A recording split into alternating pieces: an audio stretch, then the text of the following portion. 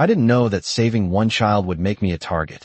The first thing I remember is the silence right before everything went wrong. The kind of silence that doesn't belong in a school parking lot at 3:15 p.m., when parents are supposed to be double parking and kids are supposed to be laughing too loud. When the air should smell like exhaust and late summer heat, instead of something colder, sharper, wrong. I was walking Liam Romano toward the pickup line, his small hand barely touching mine. Not holding, just there like he wasn't sure he was allowed to need anyone. And I remember thinking how quiet he was for a 9-year-old, how his eyes tracked everything like he was always waiting for something to happen. Then it did. A sound cracked through the air, not loud, not like in movies, just sudden and out of place enough that my brain stalled for half a second trying to understand it. And in that half second, every instinct I had as a teacher, as a human being, flipped into something raw and immediate. Stay down, I whispered, though I don't remember deciding to say it, my body already moving before the words finished forming, my hand gripping his arm, pulling him toward the narrow space between two parked cars, the gravel biting through the thin soles of my flats as I dropped to my knees, shielding him without thinking about why, only that he was smaller, that he was mine to protect in that moment. My heart was loud, too loud, each beat pressing against my ribs like it was trying to escape, and I could feel his breath against my sleeve, quick and uneven. But he didn't cry, didn't make a sound, just stayed exactly where I put him like he'd done this before, like he knew the rules of something no child should understand. Another sharp sound echoed somewhere across the lot, distant but close enough to tighten every muscle in my body, and I pressed him closer, my palm flattening against the back of his head, guiding him lower, my eyes scanning without really seeing, just searching for an exit, for safety, for anything that made sense. "You're okay," I murmured, even though I didn't know that, even though the words felt thin and fragile in my mouth. But he nodded once, a small, controlled movement that didn't match the chaos building around us. Time stretched in strange ways, seconds pulling long enough for thoughts to slip in where they didn't belong, like the way his shoes were too clean for a kid who played outside, or how the black SUV at the far end of the lot hadn't moved since we came out, its windows too dark to see through. Its presence suddenly heavy, intentional. Then the world shifted again. Doors opened.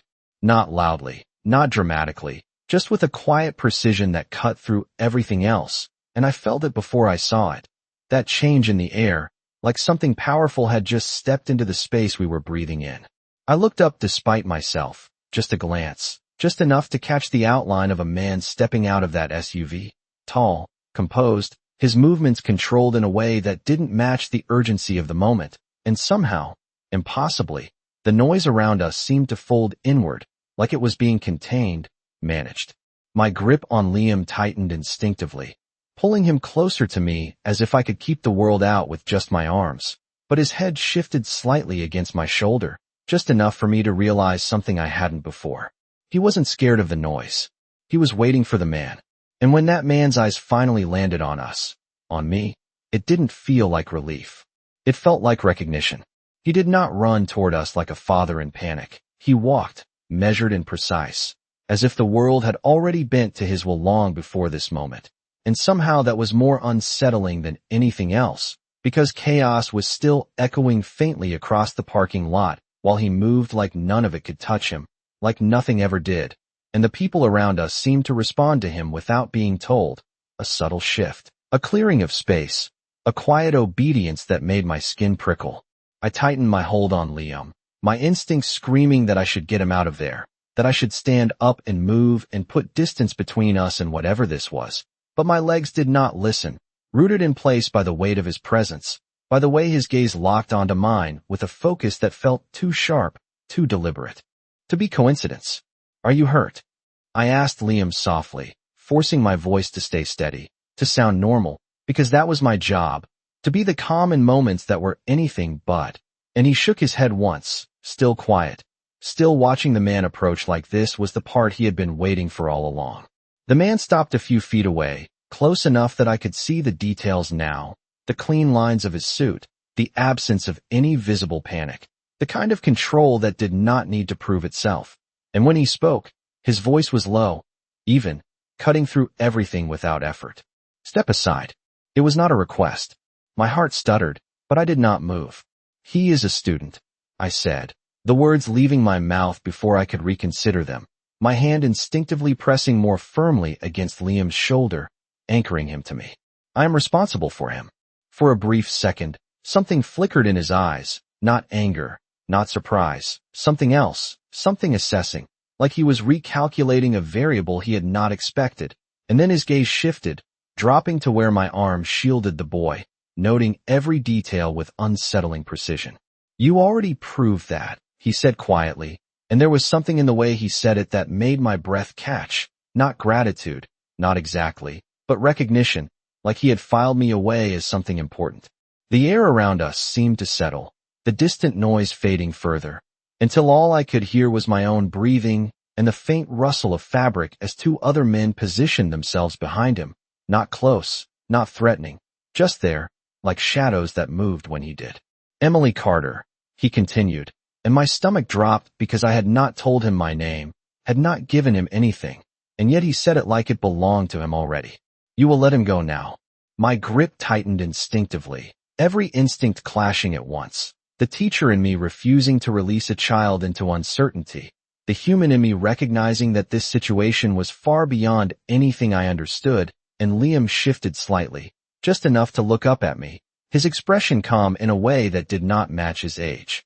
It is okay, he said, his voice soft but certain, and that was what broke me. Not the man, not the tension, but the trust in that small sentence, the quiet assurance that made me hesitate. Slowly, reluctantly, I loosened my hold, my hand lifting away as if I could still shield him from a distance, and Liam stepped forward without looking back, moving toward the man with a familiarity that made everything inside me twist. The man's hand came to rest briefly on the boy's shoulder, not possessive, not gentle, just certain, and then his eyes returned to me, holding mine for a moment that stretched too long, too heavy. You should not be here, he said, not unkindly, but with a finality that sounded like a warning rather than advice, and before I could respond, before I could ask the questions already forming in my mind, he turned, guiding Liam toward the waiting SUV, the doors opening as if on cue, the world around them rearranging itself to make way. I stayed where I was, my hands trembling now that the moment had passed, my thoughts racing to catch up with what had just happened, and as the vehicle pulled away, smooth and silent, one realization settled in my chest with quiet certainty. That was not over. Not even close. I did not go home right away, even when the parking lot emptied and the last of the sirens faded into the distance. Even when the other teachers gathered in small, shaken circles, whispering theories that felt too small to explain what I had just seen, because my body would not let me leave, like if I stayed long enough, something would make sense again. But nothing did.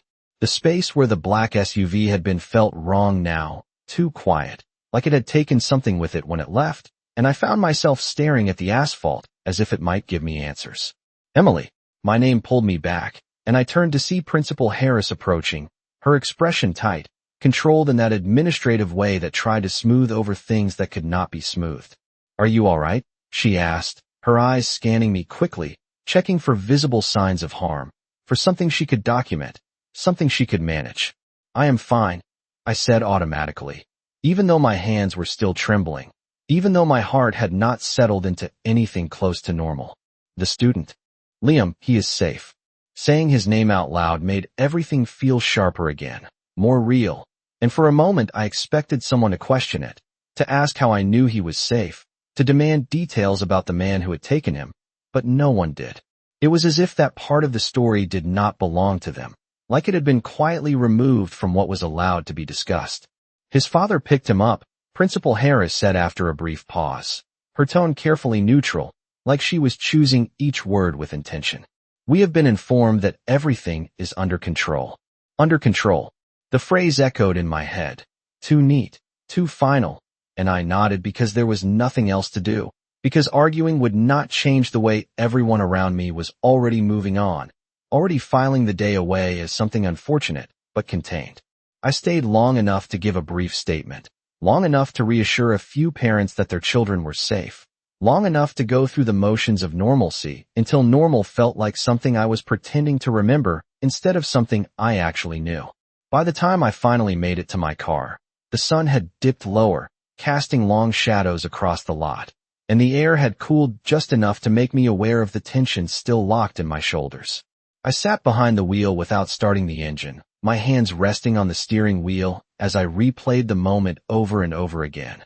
The way Liam had not been afraid, the way the man had said my name like it was already his to use, the way the world had shifted around him without resistance.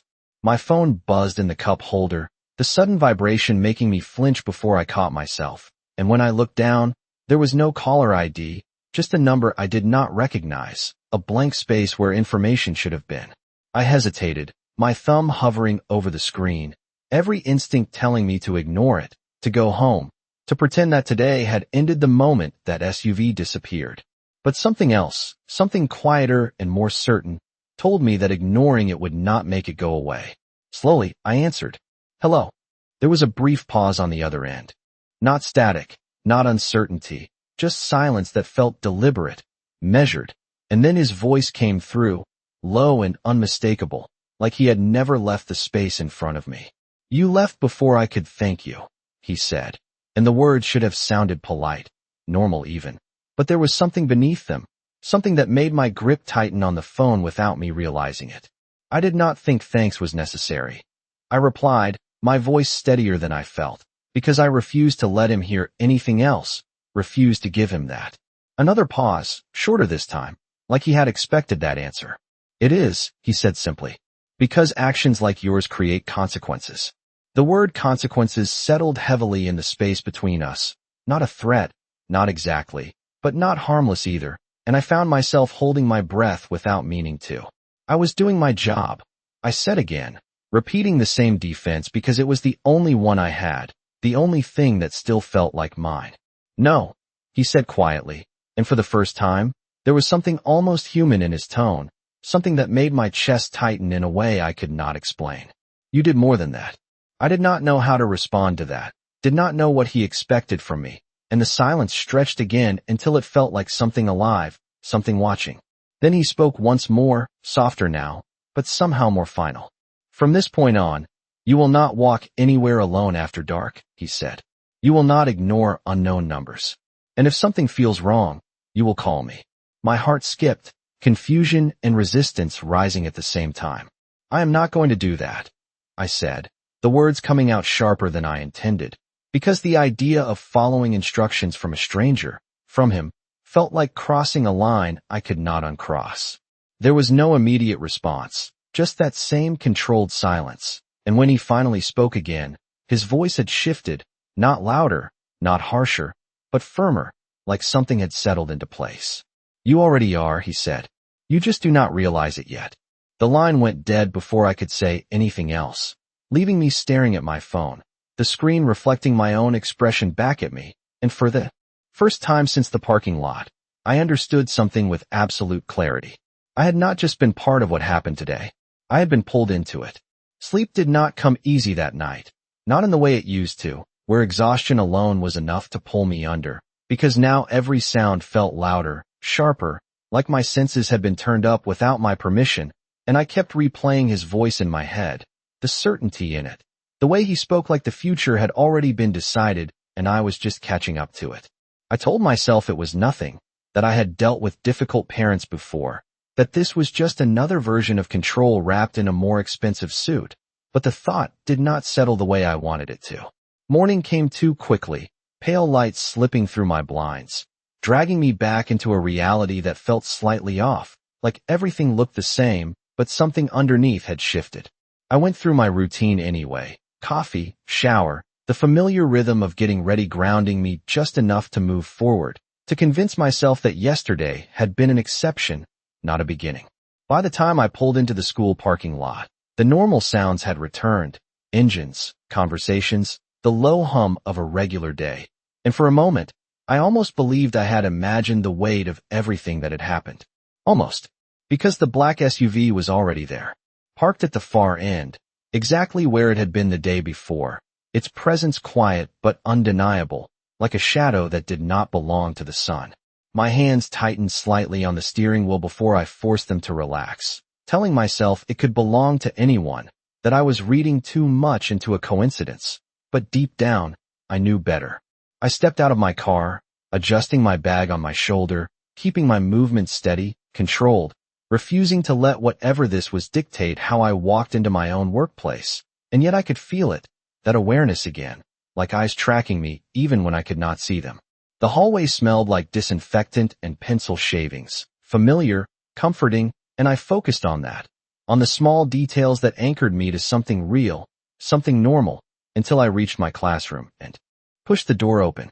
The desks were exactly where I had left them, papers stacked neatly, the whiteboard still holding yesterday's lesson, and for a moment, everything felt manageable again. Then the door opened behind me. I turned, expecting one of my students, maybe an early arrival, but it was not a child standing there. It was him. Victor Romano did not step inside right away. He simply stood in the doorway, filling the space without effort, his presence too large for the room, too controlled for a place meant for learning and safety and small voices. The contrast was jarring, like something from a different world had crossed a line it was not supposed to cross. "You should not be here," I said before I could stop myself, my voice lower than usual, not out of fear, but because something in me recognized that raising it would not change anything. His gaze moved across the room once, taking in every detail, every exit, every possible angle, before settling back on me. And I felt that same unsettling sensation, like being studied, not judged, not dismissed, but understood in a way I had not agreed to. "Neither should you," he replied, calm, almost conversational, but there was an edge beneath it, something that made the words land heavier than they should have. I crossed my arms without thinking, a small barrier that felt insignificant the moment I did it, but I held it anyway. "This is a school," I said. "If you have business here, you should go through the office." A faint shift touched his expression, not quite amusement, not quite irritation, something in between that made my chest tighten. "I already did," he said, and the fact that I believed him immediately, without question, without doubt, told me everything I needed to know about the kind of reach he had. "Liam will not be attending today," he continued, his tone even, like he was informing me of something routine, something simple, and yet nothing about this felt simple. "He is safe," he added, and there it was again, that word, safe, used like a guarantee, like something he controlled rather than something that could be taken away. I nodded slowly, because arguing would not change the truth behind his words, because somewhere beneath everything else, I believed him. "Good," I said quietly. Silence stretched between us, not empty, but full, charged with everything neither of us was saying. And then he took a step forward, finally crossing the threshold into my classroom, closing the distance just enough to make my pulse quicken without me wanting it to. "You ignored my instructions," he said, not accusing, not angry, just stating a fact, and I realized then that he had expected something from me, compliance, agreement, something I had not given. "I do not take instructions from strangers," I replied, holding his gaze even as something inside me warned that this was not a man used to being told no. For a moment, nothing moved, nothing shifted, and then his expression changed, subtle but undeniable, like something had locked into place behind his eyes. "That is going to change," he said quietly, and the certainty in his voice was not loud, not forceful, but it was absolute, and for the first time since this began, I felt it clearly, not fear, not exactly, but the undeniable understanding that whatever this was, it was not something I could simply walk away from. I did not step back when he moved closer, even though every instinct told me to create distance, because something in me refused to give him that space, refused to let him think I would fold that easily, not in my classroom, not in the one place that had always belonged to me. "No," I said, steady this time, more certain, because I needed to hear it out loud as much as he needed to hear it from me. "That is not going to change." For a moment, nothing happened, no reaction, no immediate shift, just his eyes holding mine with that same unsettling focus, like he was measuring something deeper than the words, something underneath them. And then he exhaled slowly, almost imperceptibly, as if adjusting to a reality that did not follow his expectations. "You think this is about control," he said, his voice calm, almost too calm, and that alone made my chest tighten because it meant he was not offended, not surprised, just patient. "It is about survival." The word landed differently this time, heavier, less abstract, and I felt the edges of my certainty waver just slightly before I forced them back into place. I am not part of whatever world you are talking about, I replied, holding onto that line like it was something solid, something real. I am a teacher. I did my job. That is where this ends. His gaze shifted then, not away, but downward, briefly, taking in the classroom around us again, the small desks, the posters on the wall, the evidence of a life that existed outside of his reach, and for the first time, something in his expression softened, not enough to be called gentle, but enough to make me pause. You believe that, he said quietly, almost to himself, and then his eyes lifted back to mine, sharper now, more focused. That is the problem. Before I could respond, before I could push back again, the hallway outside filled with voices, the sound of students arriving, lockers opening, the normal rhythm of the day bleeding into the space between us, and the shift was immediate, subtle but clear, like a line had been drawn. He stepped back, just enough to restore the distance, just enough to blend into a world that did not belong to him, and yet somehow, even that felt controlled, intentional. We will continue this later, he said, and it was not a question, not a suggestion, just a statement that settled into the air like something inevitable. No, I said again, quieter this time, because the students were getting closer, because the moment was changing whether I wanted it to or not. We will not. He did not argue. He did not push. Instead, something almost like a faint smile touched the corner of his mouth, not amused, not warm, just knowing, like he had already accounted for my answer long before I gave it. You already did, he said, and then he turned, walking out of the classroom with the same controlled ease he had entered with, leaving behind a silence that felt louder than the noise outside. I stood there for a second longer than I should have, my hands still at my sides, my thoughts trying to catch up with everything that had just happened, and then the door opened again, this time with the familiar burst of energy that belonged to my students, voices overlapping, backpacks dropping, the normal chaos of a school day filling the room. I forced a smile, slipping back into the role I knew, the one that had always grounded me, greeting them, guiding them to their seats, letting routine take over where logic could not. But even as I moved through the motions, even as I wrote the day's lesson on the board and answered questions and corrected small mistakes, I could feel it, that subtle awareness that had not been there before, like something had shifted just out of sight. It was not until mid-morning, when I glanced out the window without thinking, that I saw it again. The black SUV, still parked at the far edge of the lot, unmoving, patient, waiting. And for the first time, I understood what he meant. This was not something that ended when he walked out of my classroom. This was something that had already decided to stay. By lunchtime, I had convinced myself that I was overthinking everything, that the SUV outside was just a coincidence, that the call, the conversation, the way he had stood in my classroom like he belonged there, it was all something I could file away under unusual but finished, something I could return to later as a strange story instead of an active reality. But the feeling did not leave. It followed me in small ways, subtle, almost invisible, like the way the hallway seemed quieter when I walked through it, or how the front office staff avoided eye contact just a fraction longer than usual, like they knew something they were not allowed to say. I tried to focus on my students, on the rhythm of teaching, on the comfort of routine, because that was the only thing that had ever made sense to me. The structure of it, the predictability, the clear line between problem and solution. But even that felt thinner now, like something had shifted underneath it that I could not quite name. It was not until recess that the illusion cracked. I stepped outside to supervise, the late morning sun warm against my skin, the sound of children running and laughing filling the space in a way that should have felt normal, grounding, but my eyes went to the far edge of the playground without thinking, drawn there by something I could not explain. The SUV was closer now, not in the parking lot anymore, but just beyond the school gates, positioned where it could see everything without being part of it, and I felt my stomach tighten as the realization settled in. This was not coincidence. This was placement. Ms. Carter, look. One of my students called, pulling my attention back, and I forced a smile, clapping lightly as they showed me something small and important in their world, something that deserved my full attention, and for a moment, I gave it to them, fully, completely, because they deserved that version of me. But the awareness did not fade.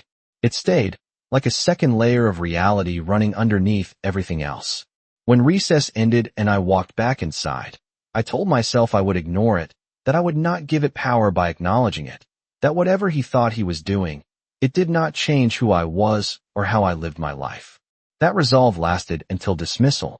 The parking lot was full again, parents arriving, engines idling, the usual controlled chaos of the end of the day, and I moved through it like I always did, guiding students to the right cars, checking names, making sure everyone was accounted for, because that was my responsibility, that was my role, and nothing was going to take that away from me. But as the crowd thinned, as the last few students were picked up, I felt it again, that shift in the air, that subtle quiet that did not belong. I turned slowly, already knowing what I would see before I saw it. The SUV was no longer across the lot. It was directly behind my car, close enough that I could see the reflection of my own expression in its dark windows, close enough that it felt intentional in a way that made my pulse quicken despite my effort to stay calm.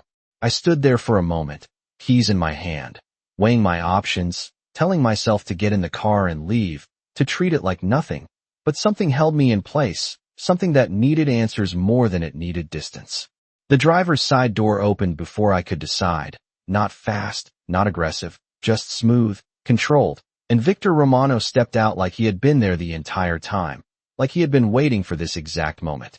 "You are predictable," he said, his tone calm, almost observational, and I felt a flash of irritation cut through the tension because I refused to let him define me that easily. "Or maybe you are just easy to follow," I replied, my voice sharper than before, because this time I was ready for him. This time I was not caught off guard. His gaze held mine, steady, unreadable, and for a second, neither of us moved, the space between us charged with everything unspoken. Then he took a single step closer, not enough to invade, just enough to shift the balance again, and lowered his voice slightly, like what he was about to say was meant only for me. "They know what you look like," he said, and the words were simple, almost casual, but they landed with a weight that made everything else fall away. "Which means this does not end when you drive home." The air felt colder suddenly, the noise around us fading into something distant, and for the first time since this began, I felt it clearly, not confusion, not defiance, but the undeniable edge of something real. Not fear of him, fear of what he was trying to protect me from. For a second, I forgot how to respond, not because I did not understand what he said, but because I did, too clearly, and that made it harder to hold on to the version of reality I had been trying to protect. "They?" I asked, my voice quieter now, not weak, but focused, because if I was going to be pulled into this, I needed to understand what I was standing in. His gaze did not shift, did not soften, just held steady like he had already decided how much I was allowed to know. "People who do not like losing control," he said, and it was vague on purpose. I could feel that, the edges of the truth intentionally blurred, but even that was enough to make my chest tighten. "And you think standing behind my car is going to fix that?" I countered, forcing a small edge of defiance back into my tone because I refused to let him see how much that word had unsettled me.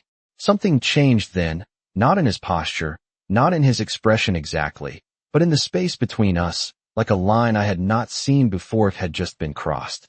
"No," he said, and for the first time, there was something almost like honesty in it, something unfiltered.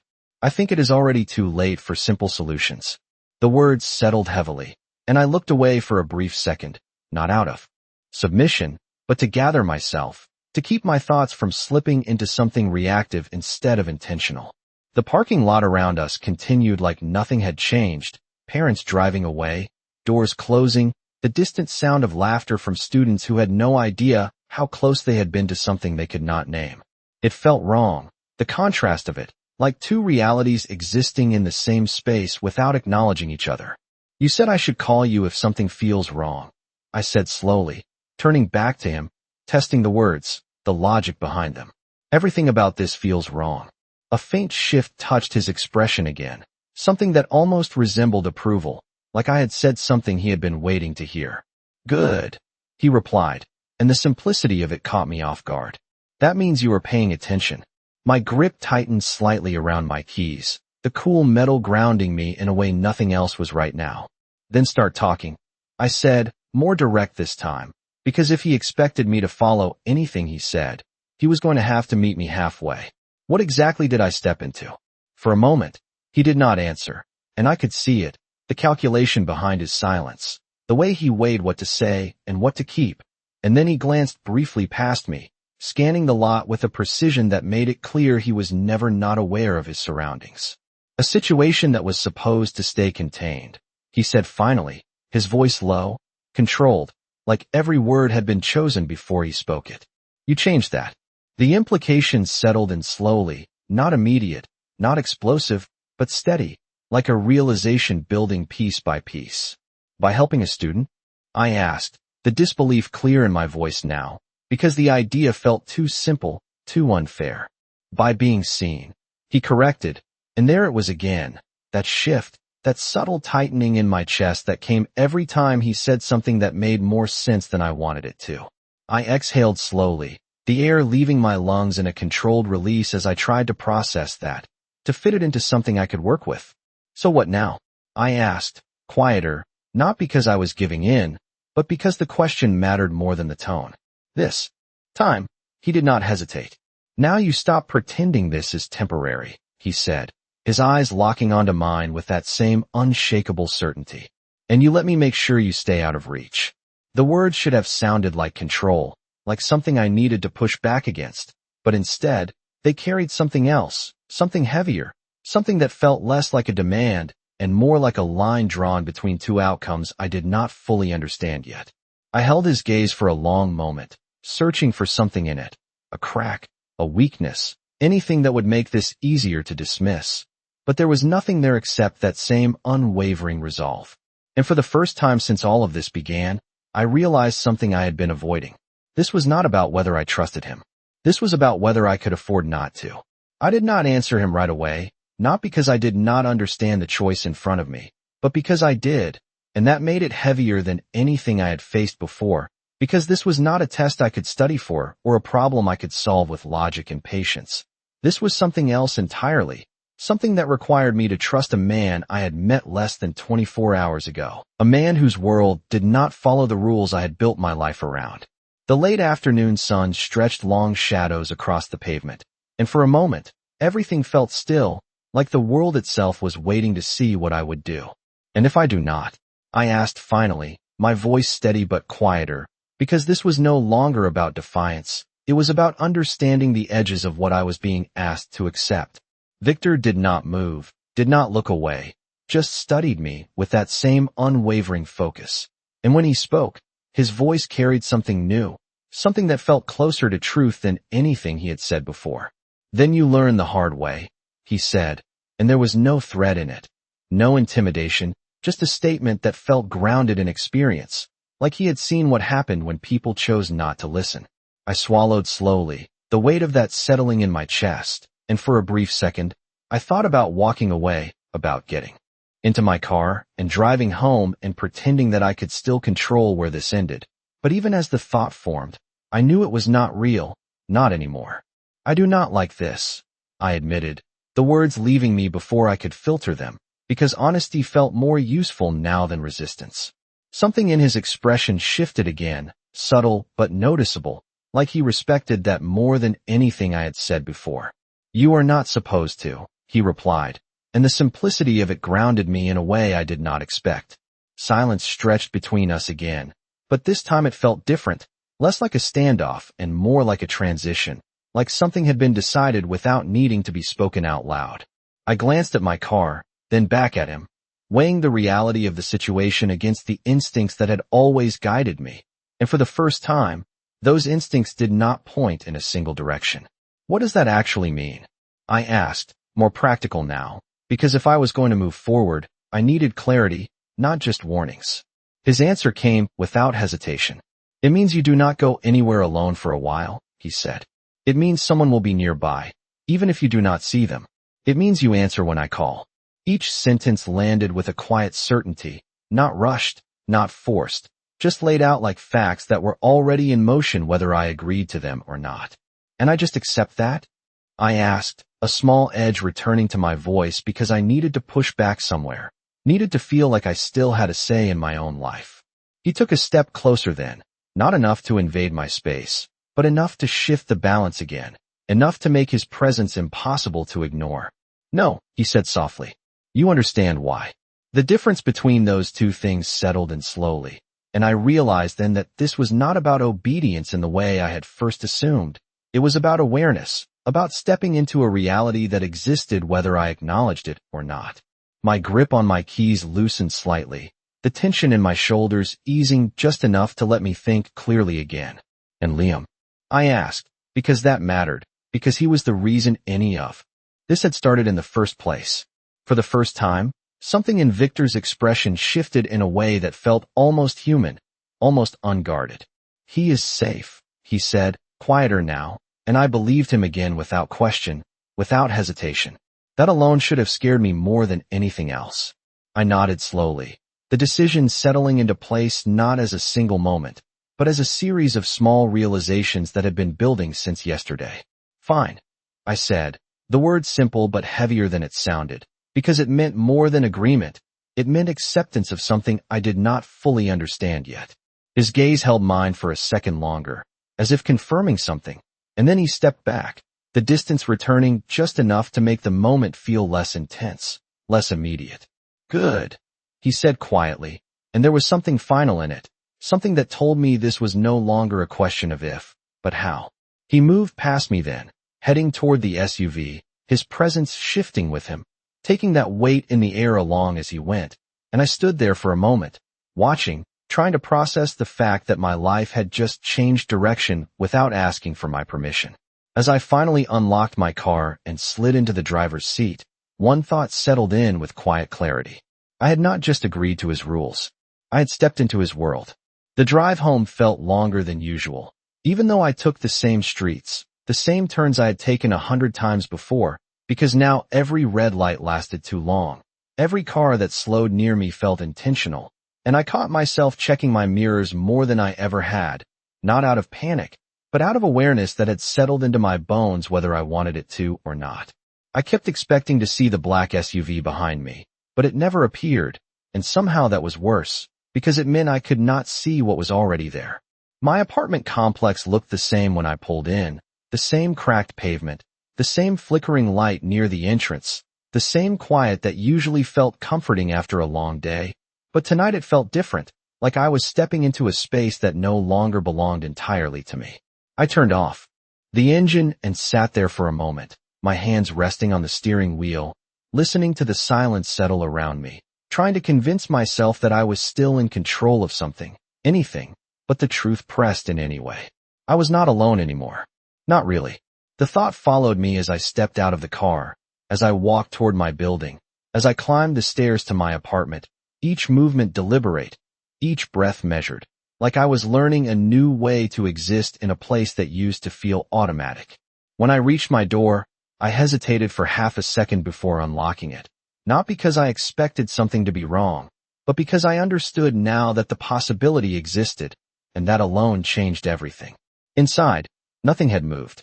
The same books sat on my coffee table, the same jacket hung over the chair, the same quiet greeted me, and for a brief moment, relief washed through me, small but real, because at least this part of my life had not shifted yet. I closed the door behind me, locked it, and leaned against it for a second, letting the day catch up with me in a way it had not been allowed to before, the weight of everything settling into my chest all at once. I pushed away from the door, moving through the apartment on instinct, setting my bag down, turning on a lamp, filling the space with soft light that made it feel less empty, less uncertain, but the feeling did not fully leave. It stayed, quiet and persistent, like a second heartbeat beneath my own. I was halfway to the kitchen when my phone buzzed again, the sound sharp in the stillness, and I froze for a fraction of a second before reaching for it, already knowing who it would be before I even looked. No name, just the number. I answered without hesitation this time. I am home, I said, the words leaving me before he could speak, because I realized in that moment that he would expect that this was already part of whatever unspoken agreement we had stepped into. There was a brief pause on the other end, and then his voice came through, lower now, quieter, like the distance between us had shifted something in the way he spoke. Good, he said, and the single word carried more weight than it should have, Not relief, not approval, just acknowledgement. I walked slowly toward the window, my gaze drifting outside without fully focusing on anything, just taking in the familiar shapes of the parking lot below, the dim lights, the shadows stretching between them. You said this does not end when I get home, I said, my voice steady, because if this was my reality now, I was not going to pretend otherwise. So what exactly am I supposed to expect? Silence followed, not empty, but thoughtful, and I could almost picture him somewhere, standing still the way he always did, considering what to say and what to keep. Nothing tonight, he said finally, and something in his tone shifted again, softer, but no less certain. That is the point. I frowned slightly, my eyes narrowing as I tried to understand what he meant, and then I saw it. A car parked across the street, engine off, lights dark, positioned just far enough away to look like it belonged there, but close enough that it could see my building, my entrance, my windows. My breath caught, not in fear, but in recognition, because I knew immediately that it was not random, not coincidence. You said someone would be nearby, I said quietly, my gaze fixed on that car, on the outline of a figure sitting inside, still and patient. You did not say they would be watching my apartment. I said you would not be alone, he replied, and there was something in his voice now, something that felt less like control and more like certainty, like this was the only way he knew how to keep something intact. I exhaled slowly, the tension in my chest easing just enough to let me think clearly again, to accept what I was seeing instead of fighting it. This is not normal, I said, more to myself than to him, because the truth of it needed to be spoken out loud. No, he agreed, without hesitation, without defense. It is not. I stayed by the window, watching the quiet presence across the street, the silent proof that my world had expanded beyond what I could see or control, and for the first time since this began, I did not try to push it away. I just stood there and let it exist. You saved my son, he said after a moment, his voice lower now, almost reflective, and I felt something shift again, something deeper than the tension, deeper than the control. That does not get undone. I closed my eyes briefly, the weight of that settling into place, not as a burden, but as a turning point, something that could not be reversed even if I wanted it to be. When I opened them again, the car was still there, the figure still watching, the quiet still holding, and I understood something with a clarity that did not leave room for denial. I thought I had stepped into his world for a moment, but I had not. I had become part of it,